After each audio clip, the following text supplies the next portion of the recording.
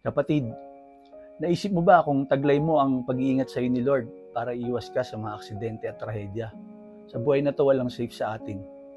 Ang Diyos lang talaga ang kayang magbigay sa atin ng protection.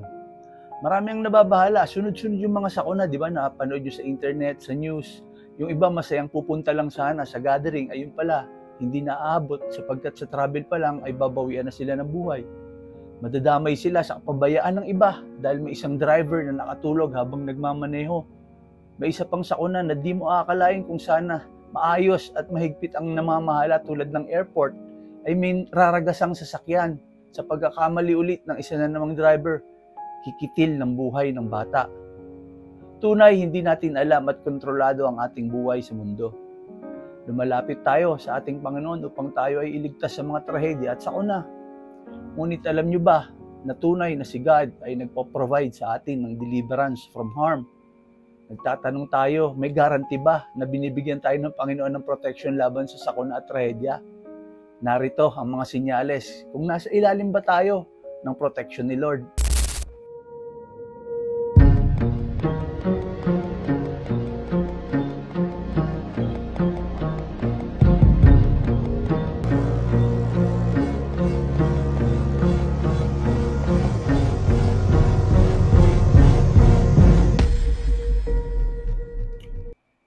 Seven signs that God is with us and providing us with protection.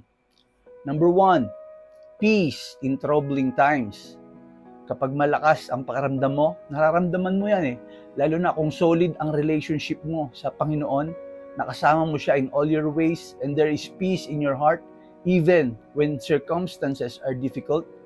The peace of God ay sinyales ng kanyang protection. Sa Philippians 4 verse 7 nakasulat, "And the peace of God, which surpasses all understanding, will guard your hearts and minds through Christ Jesus." This peace guards and protects our hearts and minds beyond human understanding. Number 2, deliverance from harm. Pansin mo, patuloy ka na nakakaiwas sa physical, emotional, or spiritual danger. That is deliverance from harm. At yan ay God's protection sa iyo. Sa Psalms 34 verse 7, ang sabi, "The angel of the Lord encamps all around those who fear Him and delivers them." This highlights God's active protection over His people. Number 3, strength to endure. Yung marami kang pagsubok at struggle sa buhay, pero nakatayo ka pa din at lumalaban. God's protection yan, kapatid. Isaiah 41 verse 10, "Fear not, for I am with you. Be not dismayed, for I am your God. I will strengthen you. Yes, I will help you. I will uphold you with my right hand." Number 4, guarding your heart and mind. Yung papunta ka na sa anxiety, pero you keep yourself composed sa lahat ng bayo sa'yo ng buhay. Si God ang nagbibigay sa'yo nun, bro. Sa Psalms 121 verse 7 to 8, ang pangako, "The Lord shall preserve you from all evil. He shall preserve your soul. The Lord shall preserve your going out and your coming in from this time forth, and even forevermore." Number 5, spiritual armor. Ephesians 6 verse 11 to 13 talks about the armor of God, which is given to believers to protect against spiritual battles. Put on the whole armor of God, that you may be able to stand against the wiles of the devil. Kapatid, kung ikaw ay tunay na may relasyon sa Panginoon, gagawaran ka niya ng proteksyon. Gagawaran ka niya ng armor of God. Number 6, assurance of God's presence. Knowing that God is with you, ramdam mo na God is with you. It is a profound form of protection. Sa Psalms 23 verse 4, sinasabi sa atin, "Yea, though I walk through the valley of the shadow of death, I will fear no evil, for you are with me. Your rod and your staff, they comfort me." Number 7, guidance and wisdom. Through His guidance, God protects you from making harmful decisions. Sa Proverbs 2 verse 7 to 8, nakasulat, "He stores up sound wisdom for the upright. He is a shield to those who walk uprightly. He guards the paths of the justice and preserves the way of His saints." Sa paghahangad natin ng proteksyon mula sa Panginoon, ang paraan ay ang patuloy na pananalangin sa Kanya, relasyon sa Kanya at tiwala sa Kanyang mga pangako.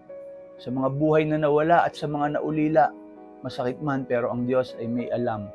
Hindi natin kayang maabot ang Kanyang mga plano. Ang dapat lang natin gawin ay magtiwala na tayo ay may Diyos na buhay. His ways are higher than ours. Sabi nga sa Isaiah 55 verse 8-9, rest in the assurance that He is our refuge and strength, a very present help in trouble. Tara kapatid, manalangin tayo, maaari kang yumukod o ipikit ang iyong mata at damhin ang presensya ng ating Panginoon. Panginoong dakila, malapit kami sa iyo na may pusong puno ng pasasalamat dahil sa iyong di nagbabagong pag-ibig at pag-iingat. Lord, we humbly ask for your guidance. Gabayan mo ang aming puso at kaluluwa na huwag mawalay sa iyo. We need your shielding presence, Lord, upang ilayo kami sa mga sakuna na katulad ng napapanood namin sa balita at sa internet. Ingatan mo kami sa aming paglalakbay sa aming buong buhay, Panginoon. May your grace be our armor and your wisdom lead us in all our decisions.